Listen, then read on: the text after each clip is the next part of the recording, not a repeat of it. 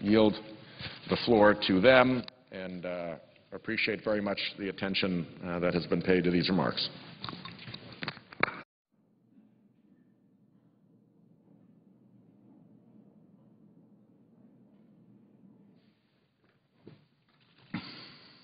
Mr. President, with some reservation, the senator from Illinois.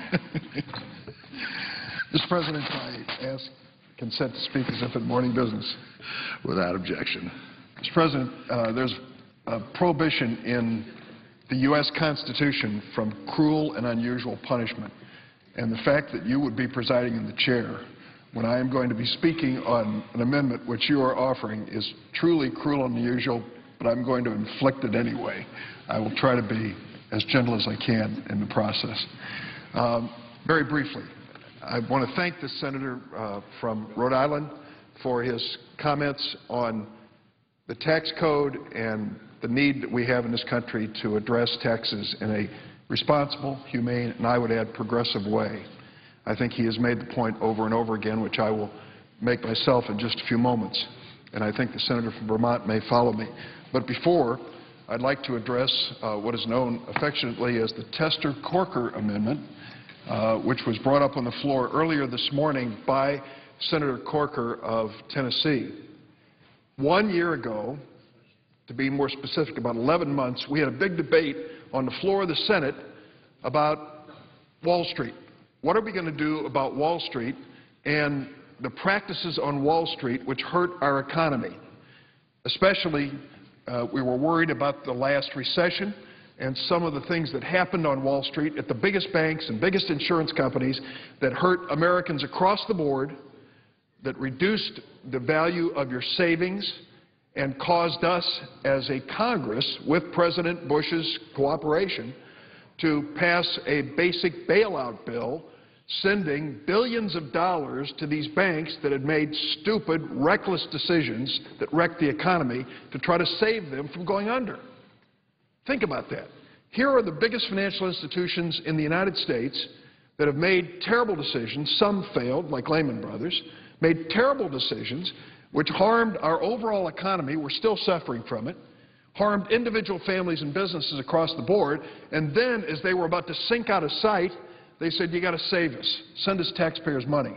Well, I will tell you something. I voted for that. I'm not proud or happy of that, with that situation. But when the chairman of the Federal Reserve and the Secretary of the Treasury come and say to you, as they did to us, this could be a catastrophe equal to the Great Depression if you don't do something. I thought to myself, this violates every value that I have about these Wall Street financiers and the way they operate, but I can't let the American economy go down. And I think many senators felt the same way on both sides of the aisle. And so we sent them the billions of dollars to keep them afloat after their terrible decisions. And how did they reward us? What was the thank you card that they sent to the taxpayers of America? They gave themselves bonuses, multi-million-dollar bonuses. These same banks, in their reckless stupidity driving us into a recession, bailed out by taxpayers, then came back and announced they were giving each other rewards for great performance. Millions of dollars. It finally ended up being billions of dollars to these big banks. Outrageous. So last year, we sat down in the Wall Street Reform Bill, the Dodd-Frank bill, and said, we're going to change some of the rules you play by up on Wall Street so that you never have a chance to do this to America again. And we went through a broad array of things that we considered. One of the things we considered affects virtually every single American, and that's the use of something called a debit card. You may not think twice about it, but for those of us who've been around a little while, there was a time when we had cash in your wallet and a checkbook. And those were the two ways you paid for things. Then came credit cards. Then came this new invention called a debit card. A debit card is basically a plastic check. When you swipe that debit card for a transaction, money comes out of your checking account and pays the merchant you're doing business with. It's a great convenience. I use them now. I think more than half of purchases across America are used to using debit cards and credit cards every day. But at the same time that there was this growth in the debit card use across America, something else was happening that was entirely invisible to the public.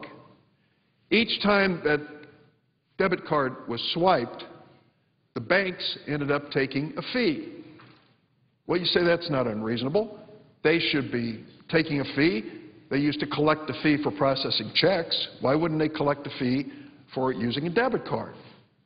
Except something was going on that we weren't aware of until we looked into it closely. They were raising the amount they were taking each time the debit card was used to now the highest level debit card transaction fees in the world. Now the Federal Reserve tells us they charge on average 44 cents every time they swipe a debit card.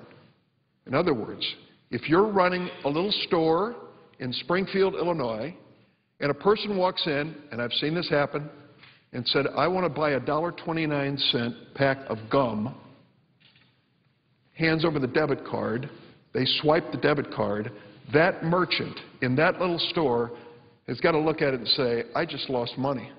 I wasn't going to make 44 cents profit on the sale of that pack of gum. Now I've got to pay that to the bank and credit card company, 44 cents. So what we did a year ago was say, well, let's take a look and see what is a reasonable charge. Not what they're charging, but what's reasonable to pay to the bank and the credit card company. And the Federal Reserve, which, if anything, has a strong bias toward the banking industry, always has, they're never viewed as a consumer protection agency, came back and said it ought to be closer to 10 cents or 12 cents, 1/3 or 1/4 of what's actually being charged. And so here's what we said. The Federal Reserve establish a reasonable, proportional debit card swipe fee so that consumers and retailers across America are not giving to the banks across this country, particularly the largest banks across this country, this windfall every time a debit card is swiped. Sounds reasonable to me. These merchants had no voice in determining how much was going to be charged on a debit card transaction. They were stuck with it, and it was invisible, and it was killing them. Well, what happened? What happened after we passed this? The banks and credit card companies across America went on a warpath. We've got to stop this debit card amendment. They have spent a fortune lobbying Congress, working the members back and forth, saying, you got to protect us. You can't let this new rule go into effect, which reduces the fee that we collect every time anyone uses a debit card. Why would they lose sleep over 44 cents? Add it up. Every month in America, the banks are collecting $1.3 billion from consumers across America every time you use a debit card to buy gasoline, groceries, go to a hotel, restaurant, make a contribution to the Red Cross in the middle of a disaster, pay tuition at a university. They're taking a percentage out of every transaction to the tune of $1.3 billion a month. And that's why they have moved heaven and earth to stop this new rule from going into effect, which reduces the fees that these banks, over half of them, the largest Wall Street bank, are collecting. We're going to have a vote on it this week. It's an important vote, and it's a vote that I think will be a test as to whether or not we're going to come down on the side of consumers, small businesses, and retailers in America, or on the side of the Wall Street banks and the credit card companies. Interesting test, isn't it? To find out where the Senate's going to come down on this. I think it'll be a close vote. I'm not sure, but I think it'll be close, and it's important. Senator Corker of Tennessee came to the floor earlier and said, well, we've come up with a solution. There's a new version of our amendment today which we're going to offer. Some members have called it a compromise. It's not a compromise. A compromise suggests that both sides came together and agreed on something. There has not been any input from the retailers, small businesses, and consumers across America. The only compromise is among the big banks and the bigger banks in terms of what they're going to collect on these debit cards. And I will tell you point blank, if the purpose of this amendment was to protect credit unions and community banks, there's a way to do it. We can give them more reassurances beyond what the law already says, which I think is totally adequate to what we need to do. This amendment, this so-called solution amendment, doesn't even address it. What it addresses is the overall issue and the $1 billion plus that these banks want to keep collecting while a so-called study goes on for another year. They want to include, incidentally, they want to include in the reasonable cost for the debit card executive compensation, compensation of bank officials. How much compensation do we give to those who work at the Wall Street banks? It turns out that last year it was $20.8 billion in executive compensation. They want to add that in, part of the operational costs of using a debit card. The bonuses, we're going to pay for the bonuses? That's a reasonable debit card cost? I want to tell you, this amendment is written by and for the banks, the biggest banks of all, and it's not written with the consumers in mind. Look through all the organizations in this new amendment and try to find one consumer group, one small business group, one group of retailers who are part of establishing what a reasonable fee is. You won't find them. They're all banking regulators, not people who have no reputation for standing up for consumers. So the debate will ensue for the rest of this week on this amendment. I think it's a critical amendment. I hope my colleagues will stand by me and the Federal Reserve in the vote we took last year. I see the senator from Vermont is here, and I was told I had a few minutes to speak, and I know he appears anxious, so I'm going to make my remarks on the other subject brief and ask consent that they be put in a separate place in the record. Without objection. The senator from Rhode Island spoke about the 10th anniversary of the George W. Bush tax cuts. These were tax cuts that primarily benefited the wealthiest people in America. And we recently renewed them. There was a decision made that to keep the economy moving forward, we weren't going to raise taxes, even on the wealthiest people. But it's worth reflection for a moment about what happened when we cut the taxes 10 years ago.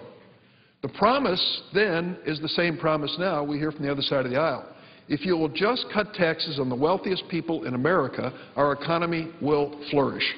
Well, it turns out that was not the case at all. In fact, what happened is that we saw the economy suffer. 10 years ago, President Bush signed into law the first massive tax cut. He said this tax relief will create jobs. The month that the first Bush tax cuts were signed into law, in June of 2001, the American economy had 132 million jobs. 132 million jobs. 3 years later, we were down to 131.4 million. Cutting taxes for the wealthiest people in America was not a job stimulator. The economy lost jobs in the 3 years following the Bush tax cuts. And over his 8 years in office, job growth under President Bush was 4.8%, compared to 16.2% under President Clinton. And let me, before I defer to my colleague from Vermont, tell you one other fact that is worth noting. First, when President Clinton left office and President George W. Bush took over, we had a surplus that was keeping the Social Security Trust Fund flush with money and growing in strength. At that time, the net national debt accumulated since George Washington, $5 trillion. $5 trillion when Clinton left office and Bush took over. Fast forward 8 years later, as George W. Bush left office, what was the situation? The national debt had more than doubled to more than $10 trillion, and the projected deficit for the next fiscal year for President Obama, his first fiscal year, $1.2 trillion, the highest in history. What happened? We waged 2 wars and didn't pay for them. Wars in Iraq and Afghanistan. We added it to the national debt. And President Bush, for the first time in the history of the United States, did something no other president had done. He cut taxes in the midst of a war, which is counterintuitive. You don't have enough money to pay for the ordinary expenses of government. Now you've got the new expenses of war and you're cutting taxes. Not surprisingly, this added dramatically to our national debt. So now comes the Republican side again, with our economy still recovering, unfortunately too slowly, and their recipe is tax cuts for the wealthy. I would say that those of us who are fortunate enough to live in this great country and to have the comfort of a good salary shouldn't begrudge paying this country's debts and this country's needs. I think it is part of our responsibility of citizenship. There are those who are struggling to get by in lower income and middle income categories that I think need a helping hand. But those at the highest levels of income, over $250,000 a year, over $500,000 a year, shouldn't be angry about accepting more responsibility and trying to help this nation move forward. The Bush tax cuts did not help create jobs. They caused the deficit to explode, and they made it even worse in terms of our inequality of income. Why would we want to do that again? There are 13.9 million people in this country who want to work but can't find a job. Millions more have accepted fewer hours and less income than they like out of desperation. We should be focusing now on creating jobs in America, good-paying jobs that stay right here at home. We ought to be helping middle and lower-income families who are struggling to get by. And we ought to deal with our deficit in honest terms, cutting spending where there is waste and misuse of funds, and then saying we need revenue on the table as well. We need to make sure that we have a bipartisan approach to this. Mr. President, I will continue in that effort to try to reach that goal. But I hope that we have learned a lesson over the last 10 years when it comes to tax cuts for the wealthy. They led us to the highest deficits in our history, and at this point, I'm afraid using that recipe again will create even more economic hardship. Mr. President, I yield the floor and suggest the absence of quorum. Clerk will call the roll. Mr. Akaka.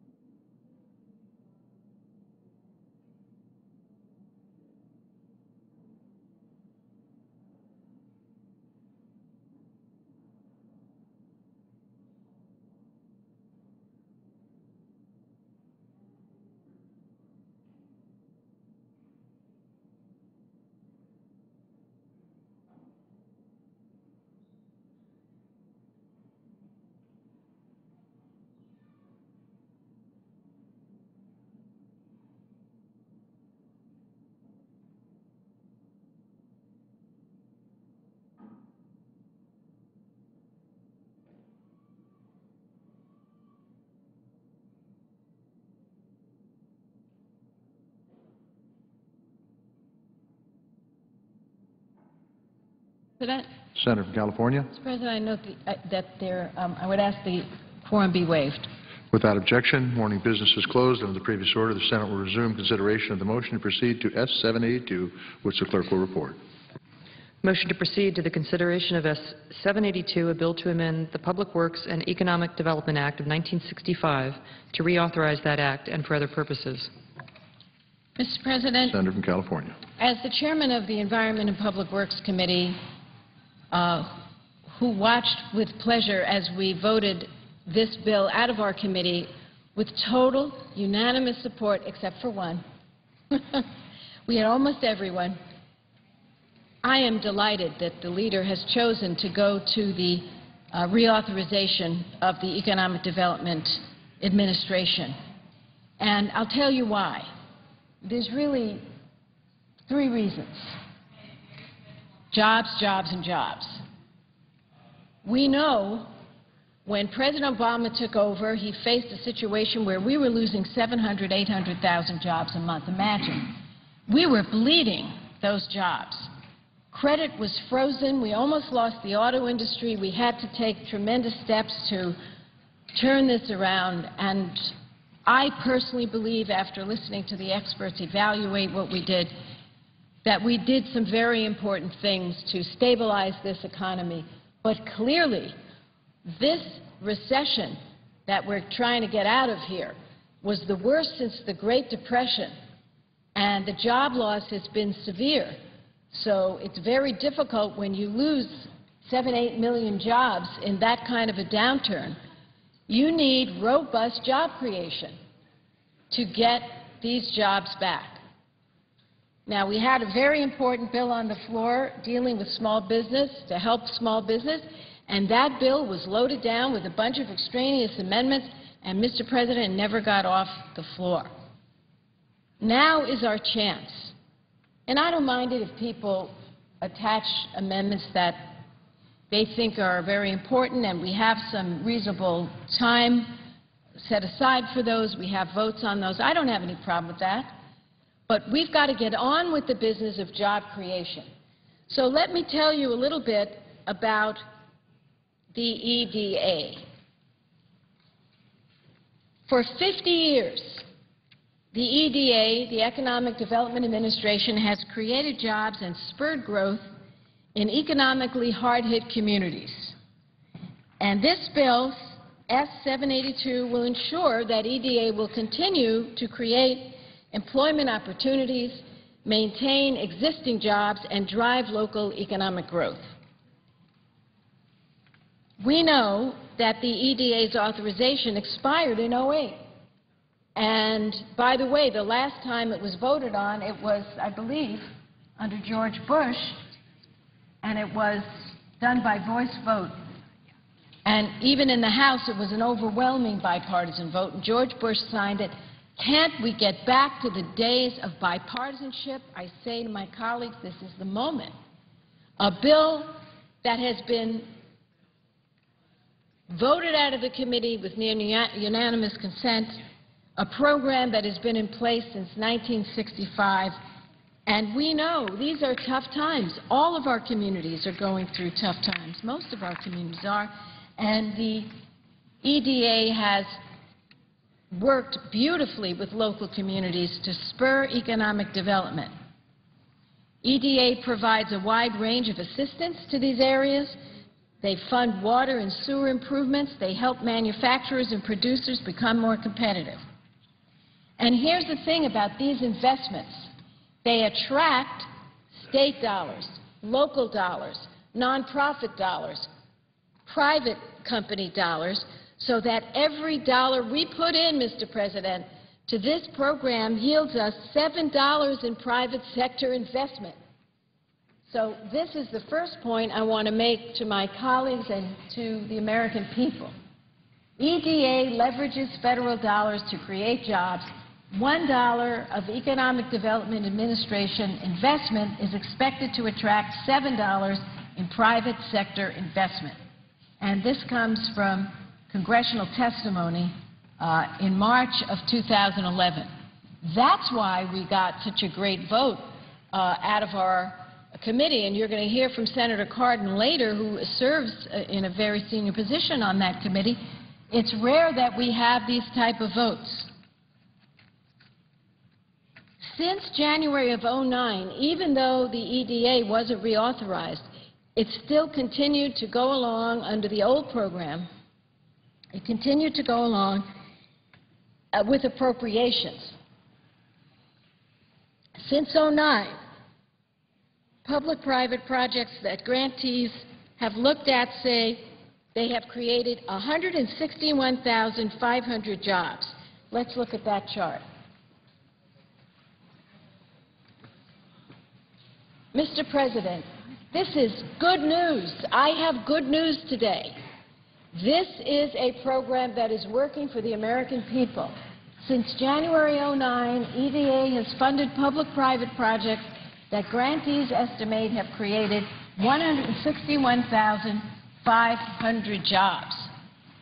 And so what we bring to you is a reauthorization of a very popular program that's been in place since 1965, that has always had tremendous bipartisan support, that is working on the ground, that the local people love. And let me tell you who has already endorsed this bill.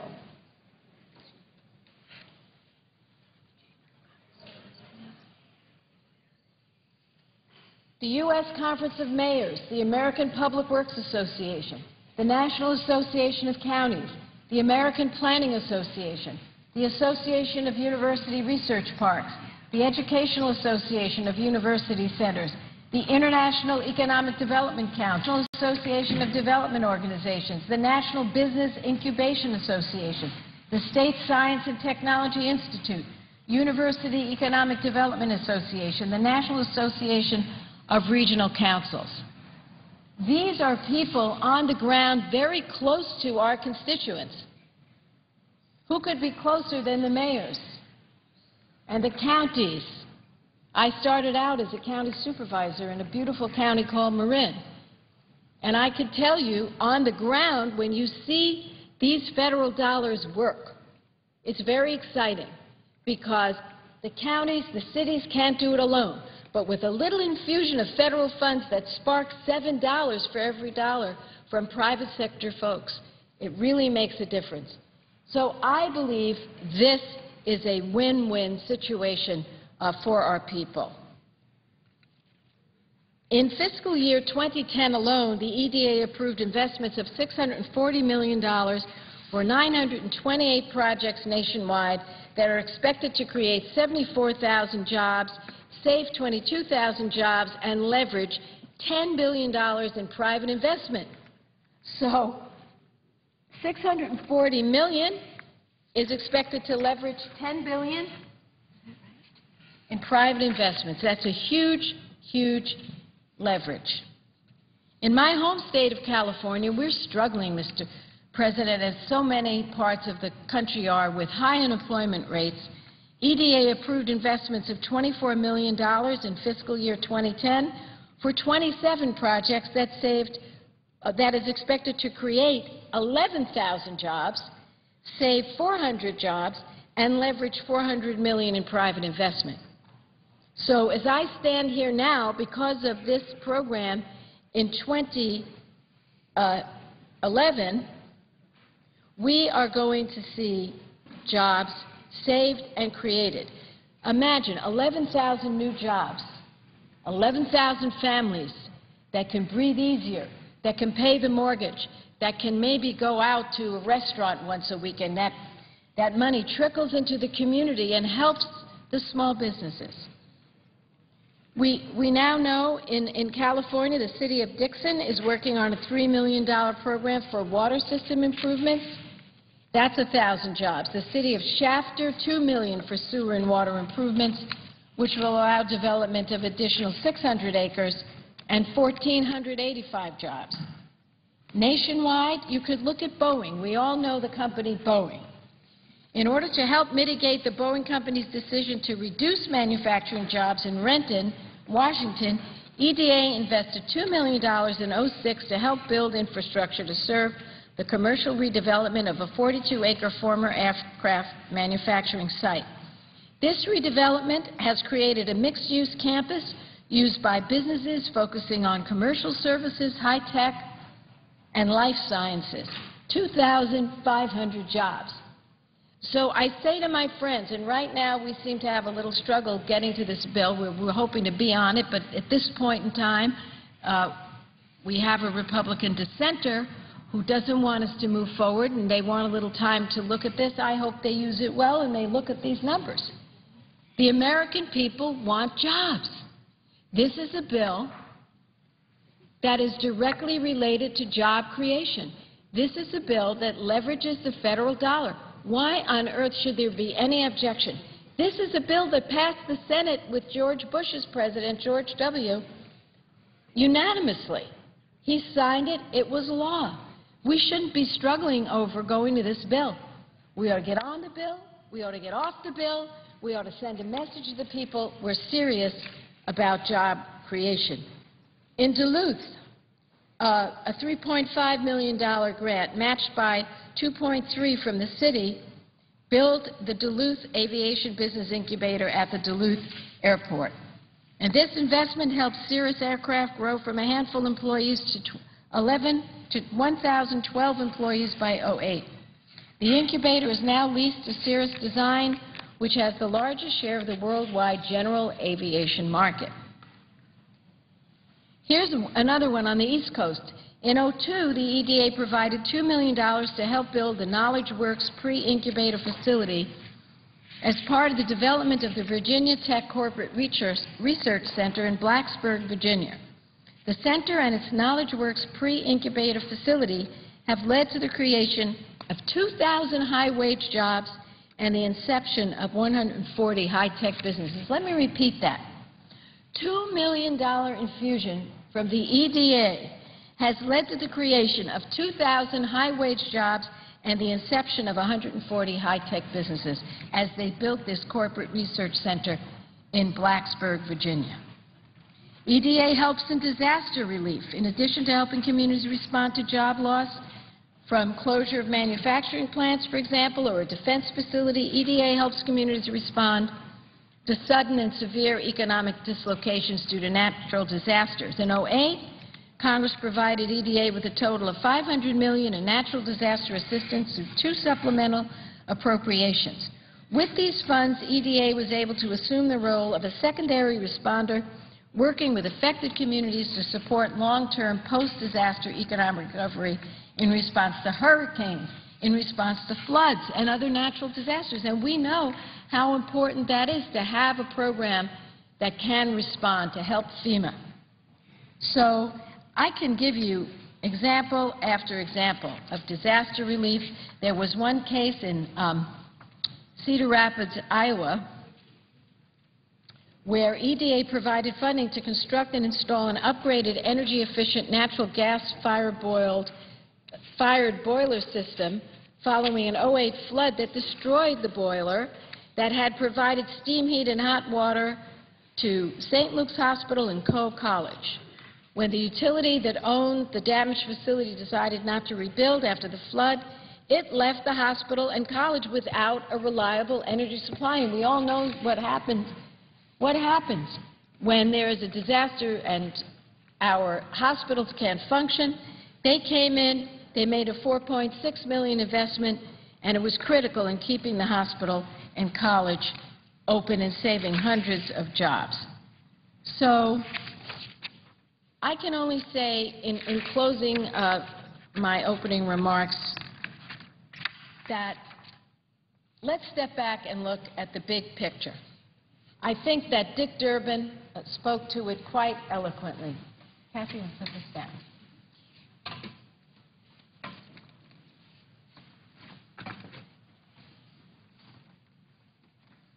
We can leave this one up. Senator Durbin was very clear when he said that we're at a time now where we've got to create jobs. And he gave kind of the overview of what has happened. When Bill Clinton was president, I was privileged enough to be here, sent by the people of California, my first term here. And Bill Clinton faced a deficit, a debt, and a struggling economy. But with very smart plans, we turned it around. What were the smart plans? We reduced the deficit to zero. But we did it in a smart way. How did we do it? We kept on making investments that made sense at that time in energy, high-tech research, biomedical research. We made those investments. We cut out the waste and the fraud. And we said to the people who are billionaires, you know what? You can do a little more for us, please. And they were happy to do it, actually. So the millionaires and the billionaires paid their fair share, and we made smart investments and cut out the waste, fraud, abuse, and we not only balanced the budget, but we created a surplus. In comes George W. Bush. Our Republican friends decided the thing they wanted to do more than anything was to give tax breaks to the billionaires, the millionaires, to the Warren Buffetts who don't need it, to the Donald Trumps who don't need it. They don't need it. The average of these tax cuts to these millionaires and billionaires, hundreds of thousands a year. And what that means is we're short funds here. So what do our Republican friends want to do now? They want to cut Medicare, end it, in order to continue to pay for the tax cuts for the millionaires. It's not necessary to go down that road. Well, that's not before us today. What is before us today is, while we have that battle of how to get that deficit under control, what are we going to do about jobs? So today, we're looking at a program that has strong bipartisan support, that leverages the federal dollars, that gets great reviews, that got out of our committee with only one dissenting vote, and it's the EDA, the Economic Development Administration. They have 6 regions. They have 6 regional offices. Each region, East, West, Midwest, South, each of these regions gets a fair share of the appropriations. It goes to places that have good ideas on how to attract local, state, nonprofit, and private sector funding, and every dollar of EDA investment is expected to attract $7 in private sector investment, thereby saving and creating thousands and thousands of good jobs. So, Mr. President, I understand my Republican friends are going to have a discussion at lunchtime as to whether to allow this bill to move forward. I would hope, from the bottom of my heart, that they will do so. And I would now yield to Senator Cardin. Mr. President. Senator from Maryland. Mr. President, first I ask you, I have 5 unanimous consent requests for committees to meet during today's session in the Senate. They've been approved by the majority and minority leaders. I ask unanimous consent that these requests be agreed to and that these requests be printed in the record. Without objection. Mr. President, let me just compliment Senator Boxer for her extraordinary leadership as chairman of the Environment and Public Works Committee. I want to compliment Senator Inhofe, the ranking Republican member of the Environment and Public Works Committee. This is an important bill dealing with economic development, the Economic Development Administration. As Senator Boxer pointed out, this is all about creating jobs. Particularly, we're creating jobs in underserved communities. That's what the EDA does. This is a reauthorization bill. It's been was worked on in the last Congress, came out of the Environment and Public Works Committee in the last Congress. It's a bill that enjoys strong bipartisan support.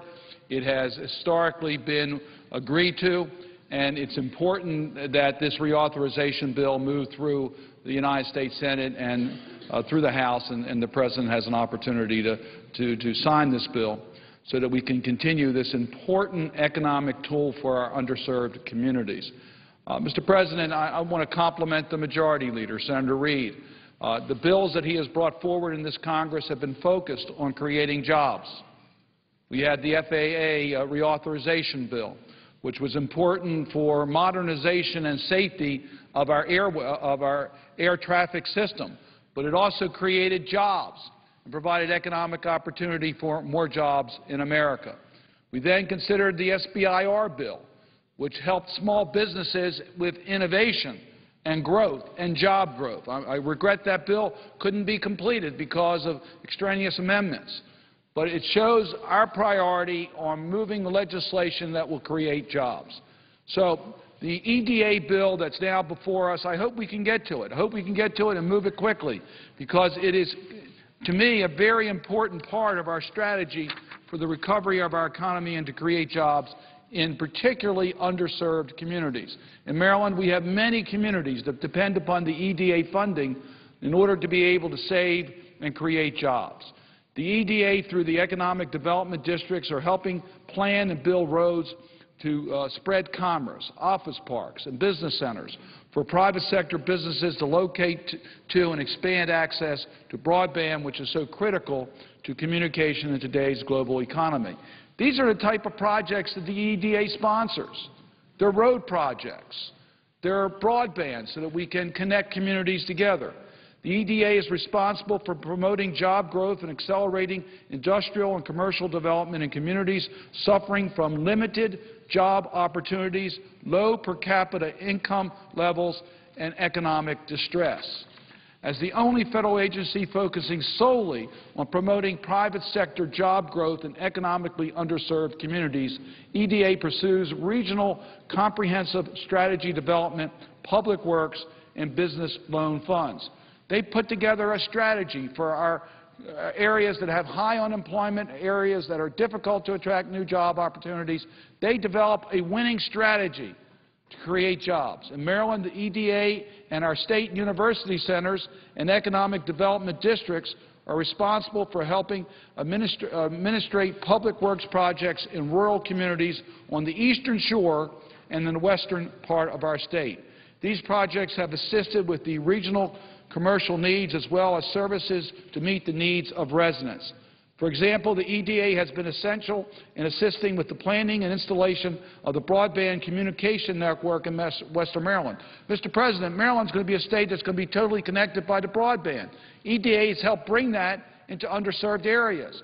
We're connecting communities together to create jobs by having broadband capacity. It's also helping us create more small business opportunities, which is what we find the dominant economic growth engine. We know it's in the nation, small businesses, but when you're dealing with underserved communities, small business growth is critical to their economic future. These investments go towards revitalizing, expansion, and upgrading of physical infrastructure in order to attract new industries, encourage business expansion, and diversify local economies. In so doing, EDA seeks to establish foundations that enable communities to develop their own economic development programs for sustained development. The EDA has an established and proven record of using increasingly limited resources to complete projects in a timely manner that leverage private sector investment. Senator Boxer pointed that out. We're leveraging private sector investment with a relatively small amount of public funds. In my home state of Maryland, EDA has supported more than 33 projects in the last 4 years that are credited with creating more than 2,500 jobs, retaining over 100 jobs, and leveraging $218 million in private investment from $12 million in EDA investments. That's a much higher ratio than the average, as Senator Boxer pointed out. It's important that we provide EDA with the resources necessary to continue this work. Many of these projects are in the more rural or underserved parts of the state. Most recently, EDA provided seed money for 2 exciting projects on Maryland's eastern shore. In Dorchester County, near the town of Cambridge, on the eastern shore, the EDA is investing more than $600,000 in renovation and repair of existing vacant industrial buildings to be reused by a new manufacturing company that specializes in the production of green products made from recyclable materials. Well, this is a win-win-win situation. This is a project that will restore a defunct industrial facility, recycling an industrial facility, saving jobs on the eastern shore of Maryland.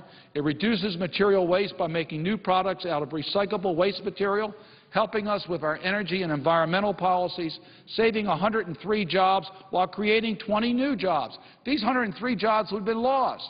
Instead, we now have 123 jobs in an area where it's difficult to attract new jobs, leveraging more than $600 in direct investment, $600,000 in direct investment in a facility that is expected to generate $6.6 million in private investment once the facility is operational. Once again, referring to what Senator Boxer said, the leveraging of public funds for private investment in underserved areas, saving and creating jobs. This means for every federal job invested, it generates $10 in private investment. The economies of Wicomico, Worcester, and Somerset counties have historically been linked to the health of the Chesapeake Bay. Years of Chesapeake Bay impairment have taken its toll on the Bay fisheries. Closely linked to the Bay's impairment is the decline of the lowland forest lands due to development pressures. The effect of these natural resource crises has resulted in the decline of jobs in the seafood harvesting and forestry industries on the lower shore. It is the priority of mine to restore the health of the Chesapeake Bay and the natural systems and jobs that support a healthy bay. I also support the immediate work the EDA is doing now to address the decline in jobs in the traditional industries on the lower shore by investing over $800,000 in workforce and business development centers that serve the lower counties of the Eastern Shore. Much of the hard work that goes into selecting and developing projects are done by the hardworking men and women on the ground working for the local economic development districts and the university centers.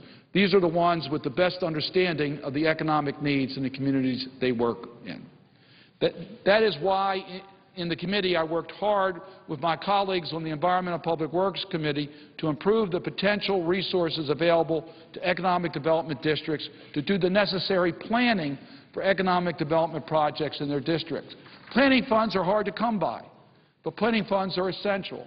When the Environment and Public Works Committee took up the bill last Congress, the issue that my economic development district urged me to fight for was increasing the authorization level for planning grants because they were so useful to the work that they were doing and represented a sound investment of federal dollars in the communities that needed the help the most. Planning grants provide invaluable matching funds for economic development districts, tribes, and local communities to pursue regional economic development goals and strategies. None of the projects that the Economic Development District helps administer would be possible without these planning grants. The demands of the economic development districts have increased significantly due to the current economic downturn, as well as the new mandates of the economic development districts and the evolving nature of the global economy. The scope of the economic development district work goes well beyond EDA's projects and spans into planning and coordination of rural transportation projects, USDA rural health, and water system projects, as well as HUD projects. Without the annual planning investment EDA provides to the economic development districts, most rural areas would not have the capacity to apply for or administrate economic development resources. The planning and administrative work done by the economic development districts is the backbone of EDA's public works and facility development projects and would not be possible without the planning grants. I greatly appreciate the leadership of Senator Boxer and Senator Inhofe on our committee, and I'm pleased by the bipartisan support of our committee that brought out a comprehensive bill, including the areas that I have mentioned, that will allow EDA to continue its core purpose of creating jobs for our community. It's exactly this type of legislation that we need to help continue our economic growth, to bring us out of this recession, to create the type of jobs we need, to encourage private sector capital.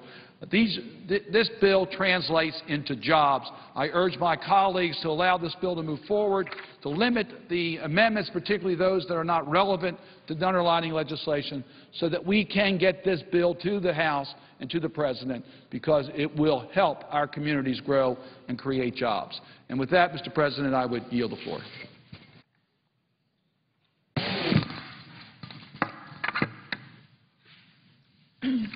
Mr. President, The senator from New Hampshire, I ask to speak as if in morning business. without objection. Mr. President, I rise today to honor the memory of Governor Walter Peterson, a great New Hampshire citizen who represented the very best of the Granite State's independent spirit. Governor Peterson came from what is well known as the greatest generation, and he more than lived up to that label. A veteran of World War II, he committed his life to public service and civic engagement, leaving behind a legacy of civility, decency, and integrity in politics. Following his graduation from Dartmouth College, Governor Peterson settled in Peterborough, New Hampshire, becoming a lifelong figure in the Monadnock region. A small businessman, he went on to serve in New Hampshire's citizen legislature and rose to the Speaker of the House in the legislature. In 1968, New Hampshire voters elected him as the state's governor, where he served for 2 terms. Governor Peterson represented a special breed of politicians, someone who could disagree without being disagreeable. A strong leader who had the courage of his convictions. He believed it was more important to stand firm for what he believed was right for New Hampshire rather than to worry about being reelected. That principled approach and inherent goodness secured his place in New Hampshire history as a deeply respected statesman. Outside of public life, Governor Peterson was the beloved patriarch of his family. Together with his wife, Dorothy, to whom he was married for over 60 years, they had 2 children, Meg and Andy. The Peterson family is well known in the Monadnock region because of their strong commitment and dedication to the community.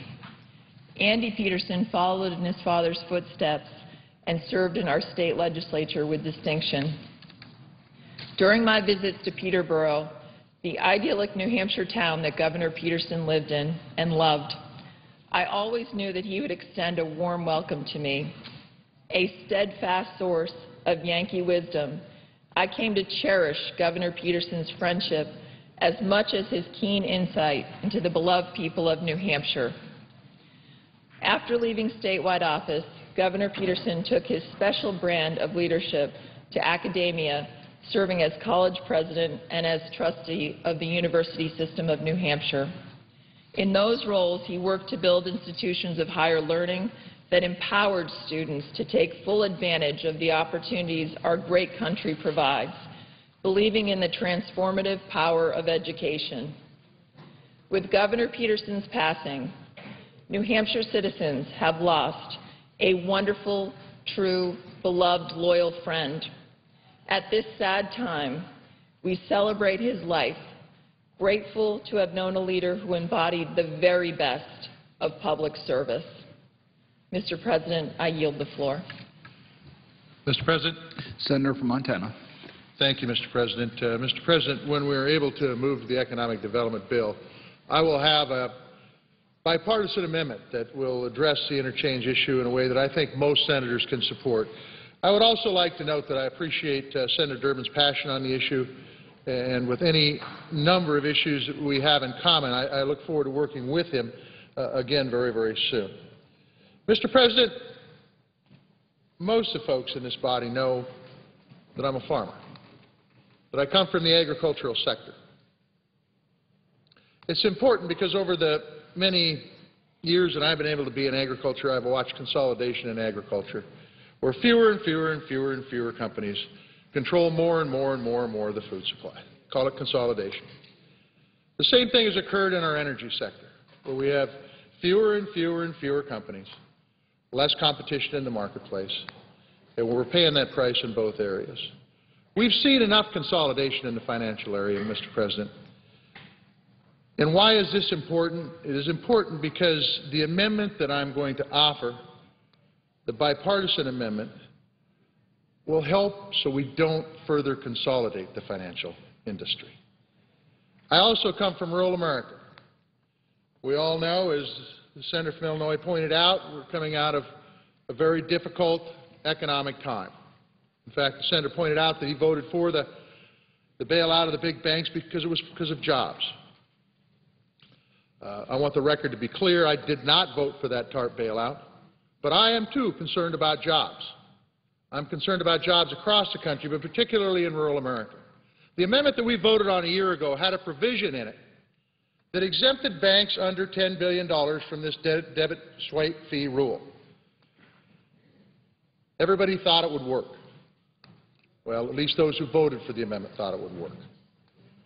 But the fact is that every regulator has said that this $10 billion exemption, we don't know how to enforce it. The regulators said we do not know how to craft a rule to exempt those small banks, community banks and credit unions under $10 billion.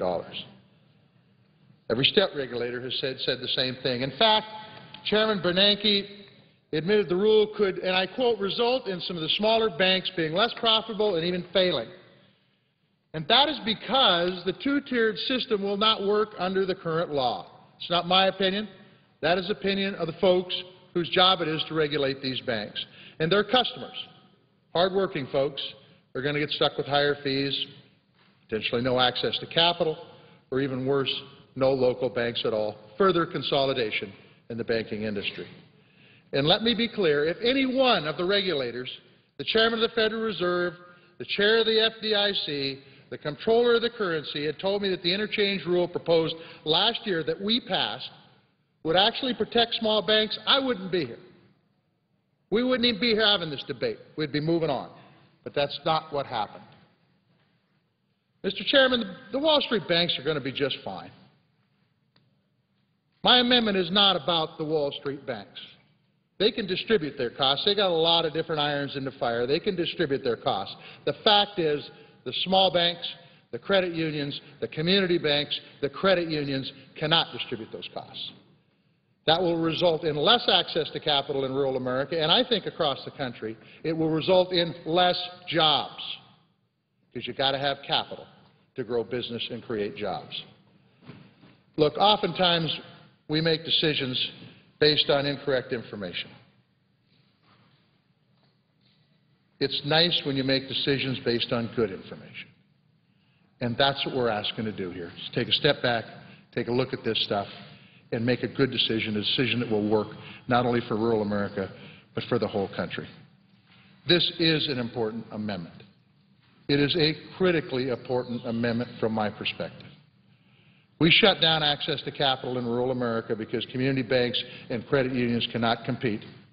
Not only will we further consolidate the financial industry, but we'll take away opportunity for small businesses, opportunity that will allow them to grow and create jobs in a time where we need growth in our economy and we need more job creation. With that, Mr. President, I yield the floor. Under the previous order, the Senate will stand in recess until 2:15 p.m.